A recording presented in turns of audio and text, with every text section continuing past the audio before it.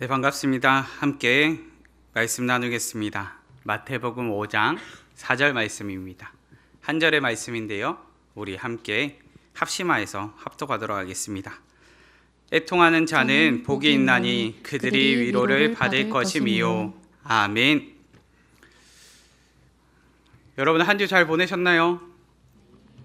네, 감사합니다. 한 주 잘 안 보내셨으면 어떡하셨을까 고민을 했는데 새하의 심령이 가난한 자로 우리 시작을 했죠. 그래서 오늘은 팔복의 두 번째 말씀을 나누게 됩니다. 이제 팔복의 말씀을 한 주 한 주 나누면서요. 혹시 지난주에 기억나는 말씀이 있으실까요?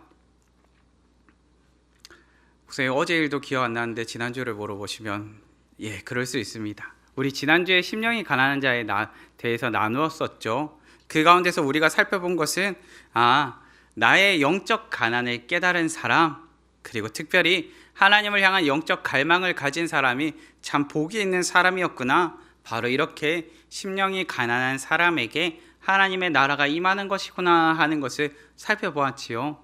오늘은 애통에 관한 말씀을 살펴보게 됩니다. 분명히 하나님께서 복을 주신다고 말씀하셨는데 지난주에는 가난에 대해서 말씀하시고 오늘은 애통에 대해서 말씀하시니까 사실 이게 단어 자체가 우리에게는 참 어렵게 다가옵니다. 왜인가 하니까 하나님은 복이라 말씀하시고 가난을 말씀하시고 또 복이라 말씀하시고 애통을 말씀하십니다. 그런데 이 애통이라는 단어를 통해서 그리고 하나님께서 말씀하신 이 복을 통해서 세상이 줄 수 없는 하늘의 복, 세상과 비교할 수 없는 하늘의 복, 하나님께서 진정 주고 싶은 그 하늘의 복을 깨닫는 우리가 되길 바랍니다. 오늘 본문은 다시금 우리에게 조금은 많이죠. 많이 충격적인 말씀을 줍니다. 애통하는 자는 복이 있나니 그들이 위로를 받을 것임이요. 자, 애통이라는 말이 나왔습니다. 애통이라는 말과 다르게 동일하게 사용할 수 있는 말은 무슨 말일까요? 저는 이 애통이라는 말과 슬픔이라는 말을 동일하게 사용할 수 있다라고 생각합니다.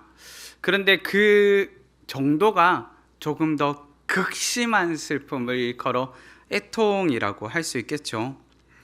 하나님께서 하늘의 복을 선포하십니다. 애통하는 자가 복이 있다고 말씀해 주십니다.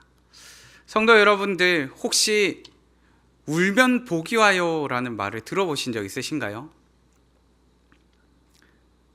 우리는 잘 알고 있습니다. 어떤 친구에게는 산타 할아버지가 선물을 안 주십니까? 울고 있는 애들에게는 안 준다고 하셨습니다. 맞죠? 우리는 웃으면 복이 와요, 웃는 게 좋아요, 웃어야 돼요 라는 것을 사실은 너무 잘 알고 있죠.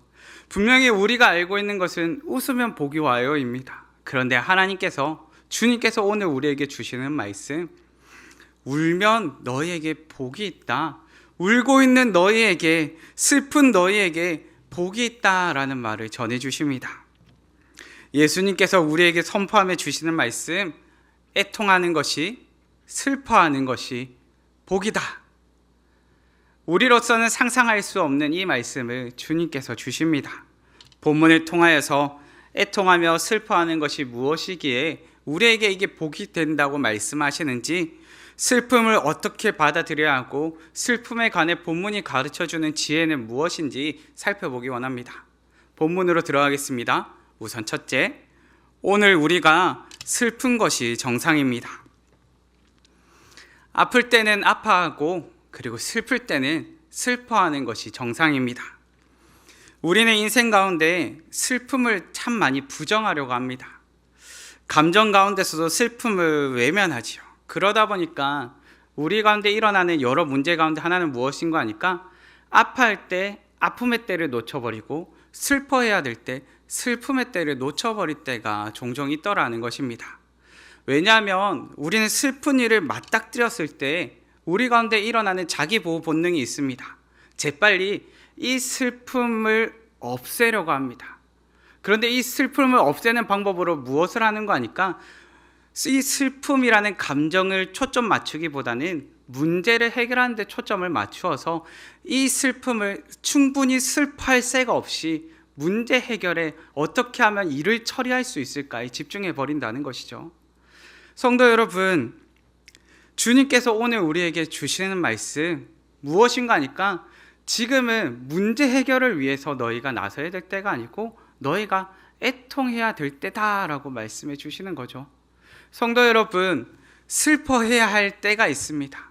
그리고 진심으로 온 마음을 다해서 애통 가운데, 극심한 슬픔 가운데 잠겨 있어야 할 때가 있습니다. 요한계시록 21장 말씀에는 하나님 나라에 대해 말씀하시면서 하나님 나라는 이런 곳이야 하고 가르쳐 주시죠. 여기에 보면 이렇게 기록합니다. 하나님이 그들과 함께 계시리니 그들은 하나님의 백성이 되고 하나님은 친히 그들과 함께 계셔서 모든 눈물을 그 눈에서 닦아주시니 다시는 사망이 없고 애통하는 것이나 곡하는 것이나 아픈 것이 다시 있지 아니하리니 처음 것들이 다 지나갔음이러라. 아멘. 하나님의 나라가 임했습니다. 임하자 처음 것들이 지나갔다고 말합니다. 그 처음 것들 가운데 있는 것이 무엇일까요? 눈물과 사망과 애통하는 것과 그 가운데서 아픈 것입니다. 곧 극심한 슬픔이 하나님의 나라가 임하기 전까지 있었다는 것이죠. 하나님 나라가 완성된다면 눈물도 없어지겠지만, 아픔도 없어지겠지만, 극심한 슬픔도 없어지겠지만, 그 하나님의 나라가 오기 전, 그 처음 것이 있는 그때에는 무엇이 있다고요? 눈물과 슬픔이 있을 수밖에 없다라고 말합니다. 왜냐하면 아직은 완전한 위로가, 완전한 하나님의 나라가 임하지는 않았기 때문이죠. 생각해 본다면 우리 중에 그 누구도 슬픔을 원하는 사람은 없습니다. 혹시 매일같이 울기를 좋아하는 분 계신가요? 혹시 매일같이 울기를 좋아하는 분은 아무도 안 계시겠죠. 저도 웃는 것을 좋아합니다.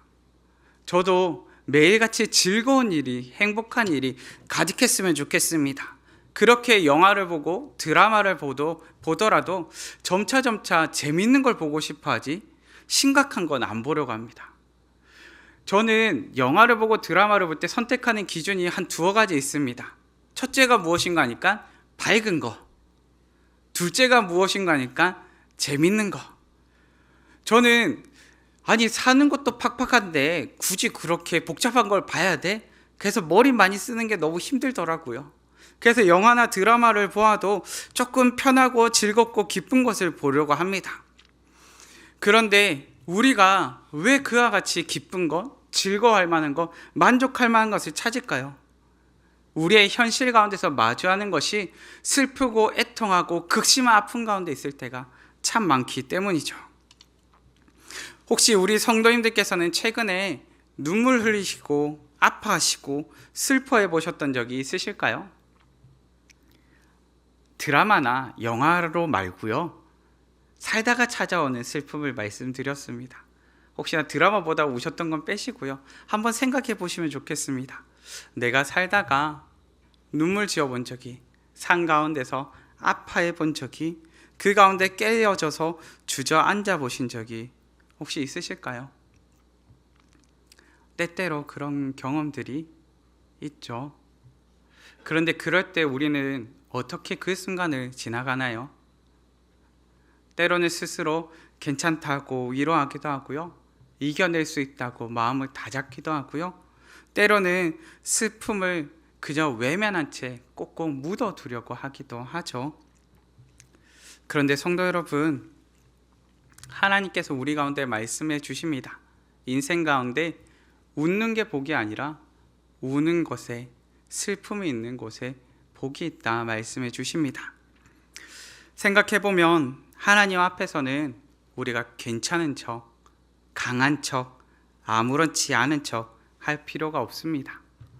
때로는 하나님 앞에 주저앉아서 그저 탄식해도 되고요, 하나님 앞에 주저앉아서 그저 한숨 쉬어도 괜찮습니다. 우리가 하나님 앞에 앉아서 슬퍼할 수 있다는 것, 이것이 참 복입니다. 정직하게 슬픔을 마주하며 슬퍼할 수 있다는 것이 복이죠. 혹시나 나에게 있어서 그 슬픔의 때가 찾아온다면 저는 추천드립니다. 골방에 들어가셔서 한번 주저앉아서 아무것도 안 하셔도 되죠. 그저 한번 속 시원하게 하나님 부르면서 속 시원하게 한숨 쉬셔도 괜찮습니다. 울고 싶은데 울 수 있다는 것이 참 복이죠. 세월이 지나가면서 우리에게 찾아오는 문제가 있습니다. 무슨 문제가 있는 거 아니까? 인생을 많이 경험하다 보니까 점차 눈물이 사라진다는 거죠. 울고 싶은데 눈물이 나오지 않고요, 가슴만 답답할 때를 경험할 때가 참 많더라는 거죠. 세월이 지날수록 우리는 눈물을 잊어갑니다. 눈물 흘리며 슬퍼해야 될 타이밍보다 눈물 흘리며 슬퍼함보다는 그 문제를 해결하고 당장 이 순간을 넘어가고 싶기 때문입니다. 슬퍼할 시간에 스스로 억압하고 가두어 버리죠. 성도 여러분, 어떻게 해야 될까요? 우리 가운데 슬픔이 찾아오는데 어떻게 해야 될까요? 사는 것이 벅차고 사는 것이 힘들 때 어떻게 해야 될까요? 저는 여러분들에게 아픔의 시간을, 때로는 슬퍼할 때를 받아들일 수 있는 용기가 있기를 바랍니다. 제가 여러분들에게 슬퍼하라고 말씀을 드린다고 해서 철저히 그러면 슬픔 가운데, 우울한 가운데, 괴로운 가운데 스스로를 가두어 두라는 말은 아닙니다. 그저 슬픔일 때 슬퍼할 것을 외면하거나 회피하거나 묻어두지 말라는 것입니다. 아파해야 될 때가 있습니다. 우리는 인생을 참 고상하게 살고 싶어 합니다. 인생을 피땀 흘려서 노력하면서 고생한 티가 뻘뻘 나는 것보다요, 그저 고상하게 아름답게 그저 누가 보아도 무언가 교양 있게 살고 싶어 합니다. 그런데 성도 여러분, 인생은 때로는 피땀 흘려야 될 때가 있습니다. 아파해야 될 때가 있고요, 괴로운 가운데서 이겨내야 할 때가 있습니다. 우리가 추구하는 이 시대 가운데 너희는 행복해라, 기뻐해라, 너희 가운데 고상해라 말하는 이 시대 가운데서 때로는 피땀 흘리고 치열해야 되고 괴로움을 경험해야 되는 때가 있다는 거죠. 슬픔을 원하는 사람은 없을지라도 우리가 살아가는 이 시대 가운데 슬픔이 가득한 슬픔의 때임을 마주하게 됩니다. 성도 여러분, 하루하루 버티며 살기 어려울 때, 그러할 때 기억하셨으면 합니다. 우리 주님께서 이와 같이 말씀해 주시기 때문이죠. 슬픈 게 복이야. 오늘 우리가 슬픈 것이 당연한 거야. 슬픔을 받아들이는 것이 왜 중요할까요? 슬픔을 받아들일 때 다시 일어설 수 있는 힘이 생기기 때문이죠. 바로 그 바닥에서 다시금 일어설 힘을 경험하는 우리 되길 바랍니다. 이어서 우리는 슬픔의 이유에 대해서 한번 생각해 보기 원합니다. 우리가 아무리 슬픔의 때를 살고 있다 할지라도 성도의 슬픔의 이유는 세상과는 다릅니다. 무슨 말인가 하니까요, 슬픔의 이유가 세상 사람들과는 똑같지 않다는 거죠. 그렇게 이어서 살피는 둘째, 성도는 슬픔의 이유가 다릅니다. 성도는 슬퍼할지라도 슬픔의 이유가 다른 사람입니다. 우리는 무엇을 위해 울고 슬퍼해야 될까요? 성도는 무엇에 가슴 아파하고 괴로워해야 될까요? 단순히 감정적인 슬픔이 아닙니다. 단순히 죄에 대해서 철저하게 통회하면서 깨어지는 그러한 장면을 생각해 보셔야 됩니다.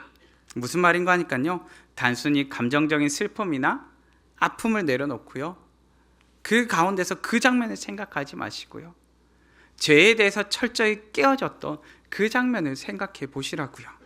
누가복음 19장에서는 예수님께서 슬퍼 눈물을 흘리신 장면이 나옵니다.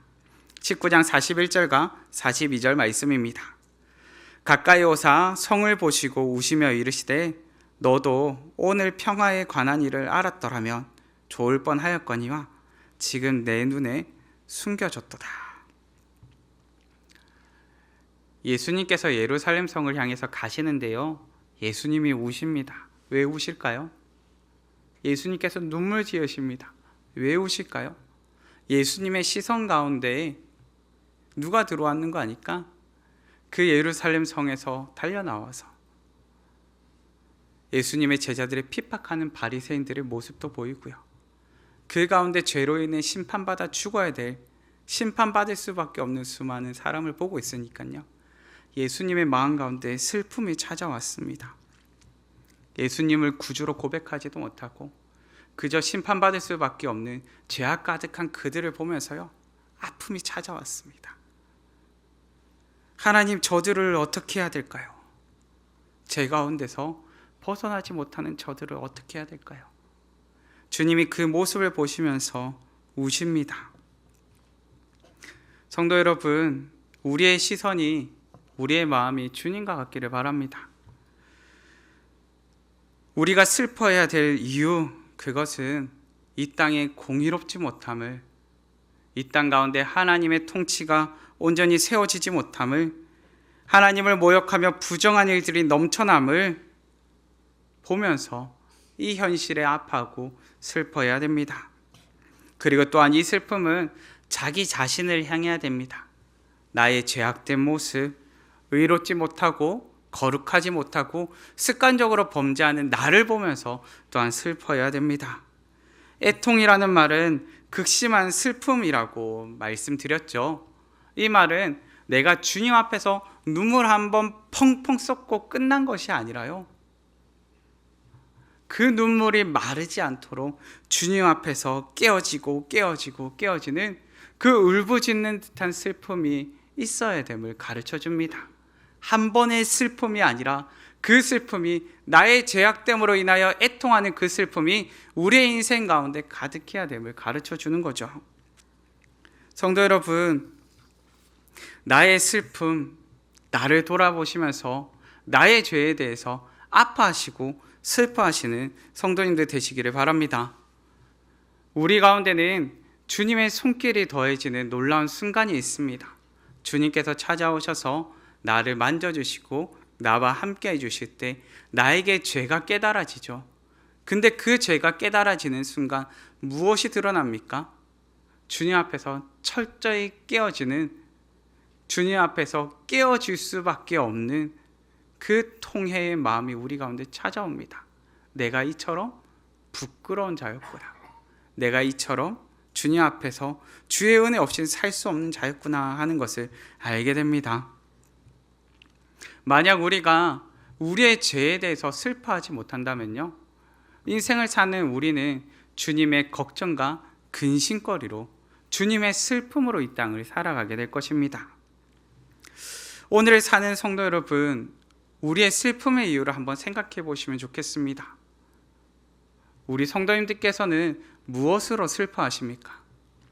우리는요, 노력하다 실패해서 울기도 하고요, 취업이나 시험이 잘 안 돼서 울기도 하고, 사랑이나 이별 때문에 울기도 합니다. 성공하지 못해서 울기도 하고, 더 잘 살지 못해서 울기도 합니다. 여러분들, 울만한 이유인가요? 네, 울만한 이유입니다. 그런데 이 같은 아픔, 이 같은 슬픔 가운데 우리가 진정으로 아파야 될 것을, 진정으로 아파야 될 이유를 발견하기를 원합니다. 왜냐하면요, 이러한 아픔의 이유들을 찾아서 그 아픔의 뿌리 가운데로 내려가다 보면요, 그 슬픔의 뿌리 가운데로 내려가다 보면요, 그 근원에 내재되어 있는 죄를 발견하기 때문이죠.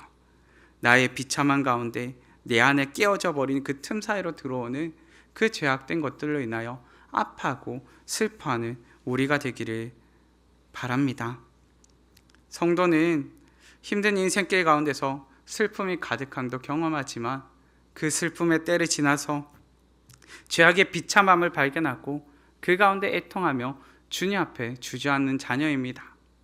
꼭 주님 앞에 나오셔서 주님, 나 잘 살았죠? 나 이만큼 살았어요? 주님, 내가 이렇게 주님 앞에서 신앙생활 잘했어요. 이 정도면 된 거 아닌가요? 라고 말하는 것이 아니라요, 주님 앞에서 때로는 부끄러워서 말하지 못하고, 주님 앞에서 때로는 부끄러워서 울 수밖에 없는 그러한 우리가 되기를 바랍니다. 예수님께서 슬퍼 눈물을 흘리셨던 그곳을 향해서 우리의 시선이 향하고 우리의 눈물이 맺히길 원합니다. 우리는 애통하는 것이 복이라 가르쳐 주시는 주님의 말씀 따라 애통에 관하여 살펴보고 있습니다. 그렇다면 이제 마지막으로 이렇게 애통하는 것이 왜 복인지 알기 원합니다. 애통하는 것이 왜 복일까요? 마지막 셋째로 주님께 세상이 줄 수 없는 위로가 있기 때문입니다. 누가 나의 마음을 알아서 위로해주고 공감해주겠습니까? 누가 나에게 찾아와서 나의 마음을 다독거려주며 나를 끌어안아 주겠습니까? 오직 주님밖에 없습니다. 본문에는 이와 같이 기록하죠. 그들이 위로를 받을 것임이요. 여기서 위로라는 단어는 특별합니다. 이 위로라는 단어는요, 단순히 그래 아팠겠다 에서 끝나는 위로가 아니라요, 주님의 위로는 어떤 위로인가요? 주님의 위로는요, 악한 세력과 죄악을 멸하면서 찾아오는 위로입니다. 회복과 구원을 베푸시기 위해서 이 세상을 뒤집어 엎으셔서 찾아오시는 위로입니다. 이 세상 가운데서 경험할 수 없는 십자가의 사랑을 가지고 찾아오시는 위로입니다. 말만으로 위로하신 것이 아니라 행함으로 위로하신 분이십니다. 하늘에 있는 그 놀라운 사랑과 하늘에 있는 그 놀라운 풍요함을 가지고 이 땅에 있는 우리를 찾아오신 그 위로입니다. 그렇게 이 위로는요, 하늘의 위로입니다. 우리 가운데서 경험할 수 없는 놀라운 일이 그 하나님으로부터, 그 주님으로부터 주어지는 겁니다. 그렇게 주님께서 우리에게 약속하십니다. 이 땅에서 애통하며 살 수 없는 백성들아, 이 땅에서 죄악 가운데 살 수밖에 없는 자녀들아, 너희가 고통 중에 참으며 인내하고 갈급한 심령 가운데 슬픔을 끌어안고 살아갈지라도 결코 절망하지 마라. 내가 너를 위로한단다. 내가 너와 함께하며 내가 세상에서 경험할 수 없는 위로를 준비해 놓고 있단다. 인생을 사는 가운데 위로가 필요하신가요? 네, 위로가 필요합니다. 가끔 저한테도 위로하러 한 번씩 와주셨으면 좋겠습니다. 아무도 저한테는 힘내라고 잘 말씀 안 해주시더라고요.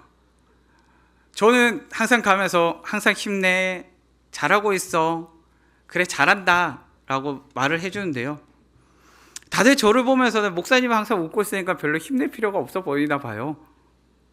제게도 한 번씩 힘내라고 다독거려 주시면 참 좋을 것 같습니다. 사실 가끔 수련회 때 재밌는 장면이 가끔 있습니다. 가끔 수련회 장면 가운데서 중보기도 할 때가 있죠. 제가 한 번씩 수련회 가운데서 기도하다가 이런 이야기를 합니다. 자, 지금 이 순간 기도하고 싶은 친구를 향해서 찾아가서 그 친구를 붙잡고 기도하시기 바랍니다. 그런데 제가 이때 약간 난처할 때가 있습니다. 제가 기도를 인도하고 있는데 갑자기 누군가 제 뒤에 찾아와서 제게 손을 얹고 기도할 때 어떻게 해야 되지? 이 순간 제가 찾아갈 수도 없고요, 그 자리에서 갑자기 얼음으로 멈춰 있습니다. 그런데 당황스럽긴 하지만요, 그 손이 참 따뜻하더라고요. 성도 여러분, 인생을 사는 가운데 우리에게는 위로가 필요합니다. 그것도 조금이 아니라요, 많이 필요합니다. 살다 보니까요, 힘든 일이 왜 이래 많은지도 모르겠습니다.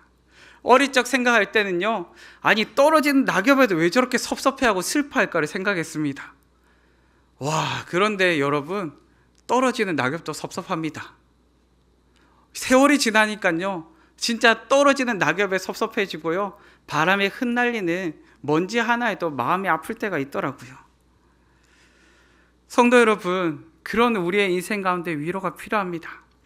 본문의 위로는 미래 시제로 쓰여 있습니다. 무슨 말인가 하니까요, 하늘의 위로를 기필코 주겠다, 그 하늘의 위로를 반드시 주시겠다 약속하시는 거죠. 그런데 그렇다고 해서요, 그러면 미래의 위로를 주시는구나 라고 막연하게 생각하시면 안 됩니다. 왜냐면요, 이 위로는 오늘을 사는 우리 가운데도 주어지고 있기 때문이죠. 고린도후서 1장의 말씀을 새한글 성경으로 가져왔습니다. 조금은 긴 문장의 말씀인데요, 우리 함께 마음 모아서 함께 봉독하시겠습니다. 그분은 우리가 온갖 큰 어려움에 시달릴 때 우리를 위로해 주셔서 우리가 온갖 큰 어려움에 시달리는 사람들을 위로해 줄 수 있게 해주십니다. 우리 자신들이 하나님께 받았던 그 위로를 통해서 말입니다. 그리스도의 고난이 우리에게 넘쳐나는 것처럼 그렇게 그리스도를 통해서 우리가 받는 위로도 넘쳐나기 때문입니다. 우리가 큰 어려움을 당한다면 그것은 여러분이 위로받고 구원받게 하려는 것입니다. 우리는 여러분이 여러 고난에 함께하는 사람이 된 것처럼 그렇게 위로에도 함께하는 사람이라는 것을 알기 때문입니다. 아멘. 하나님께서는요, 우리 가운데 위로와 구원을 베푸시는 분이죠. 그 위로를 우리에게 무엇이라 하십니까? 나누며 살라고 하십니다. 성도 여러분, 내가 주님으로부터 사랑을 받았다면, 주님으로부터 위로를 받았다면, 주님으로부터 힘을 받았다면 그것을 나누며 살라고 말씀하십니다. 서로를 향해서 무엇으로 불렀다고요? 서로를 향해서 서로를 위로하는 위로자로서 우리를 서로 불렀다라고 말합니다. 옆에 친구를 바라보는데 혹시 옆에 친구가 10년 전에 나에게 주었던 상처를 기억하는 친구가 있을까요? 물론 그런 순간이 찾아올 때가 있습니다. 오래 알고 지낸다는 것은요, 다르게 표현하면 서로를 향해서 상처 입힌 세월의 흔적들을 가지고 살아가는 것이기도 하죠. 그런데 성도 여러분, 말씀 가운데서 분명히 가르쳐 줍니다. 세상이 줄 수 없는 위로를 우리를 통해서, 서로를 통해서 경험하게 하셨다고요. 우리는 서로를 향해서 상처 입히는 자가 아니라요, 때로는 상처 입힐지라도, 때로는 상처 받을지라도, 또한 상처 받은 채 서로를 위로하는 위로자로서 우리를 불러주셨습니다. 혹시나 여기 계신 분들 중에 나는 공동체 생활하는 게 너무 불편해. 목장에 갔더니 자꾸 뭔가를 나누라고 해. 목장에 가니까 너무 번거로워. 나는 그냥 나 혼자 할래 하시는 분 계실까요? 죄송하지만 하나님께서는요, 우리를 공동체를 부르셨고요, 서로의 위로자가 되도록 우리를 불러주셨습니다. 한 사람 한 사람을 붙잡고 그 가운데서 인생의 위로를 경험하고 하늘의 위로가 흘러가도록 우리를 불러주셨습니다. 좀 살만하다 싶을 때가 인생 가운데 찾아오죠. 그럴 때 사는 게 벅찬 친구들을 위해서 위로의 손길을 내미셨으면 합니다. 오늘을 사는 우리에게 세상에 줄 수 없는 위로를 약속하시고 그 세상에 줄 수 없는 위로를 우리를 통해서 흘려보내기를 원하시는 그 주님의 복을, 그 주님의 은혜를 깨닫기를 바랍니다. 세상을 사는 우리는 슬픔이 찾아올 때 때로는 억압하고 때로는 이 문제를 해결하기 위해서만 발버둥 치겠지만, 주님께서는 우리 가운데 무엇부터 말씀하십니까? 우리의 아픔 가운데 위로부터 말씀하십니다. 사실 그렇지 않나요? 힘들 때, 지금 당장 힘들 때 나에게 필요한 것은 무엇인가요? 사실 당장의 문제를 해결하는 것보다요, 자전거를 타다 넘어져서 무릎이 깨졌는데 반창고부터 찾아야겠다라는 것보다요, 괜찮아? 아프지 않았어? 많이 아팠겠다. 그런데 주님께서요, 우리 가운데 말씀해 주신 게 바로 이렇습니다. 우리 가운데 위로부터 주신다고요. 그리고 서로를 향해서 세상에 줄 수 없는 위로의 통로로 우리를 사용하십니다. 서로를 향한 위로자 되시기를 간절히 바랍니다. 말씀을 맺겠습니다. 애통하는 자는 복이 있습니다. 애통하는 자에게 세상이 줄 수 없는 위로가 있습니다. 우리 주님께서는 또 한 번 세상과는 다른 가르침을 주십니다. 심령이 가난한 것이 복이라고 말씀하시더니 이제는 애통하는 것이 복이라고 하십니다. 세상이 말하는 복과 너무나 다른 주님의 복이 오늘 우리를 향해 있습니다. 세상이 줄 수 없는 주님의 위로를 경험하시면서 그 위로를 나누며 이 땅을 사시는 복된 인생 되시기를 간절히 바랍니다. 이 시간 다 함께 말씀을 생각하시며 함께 찬양하셨으면 합니다. 힘들고 지쳐 함께 찬양하시겠습니다.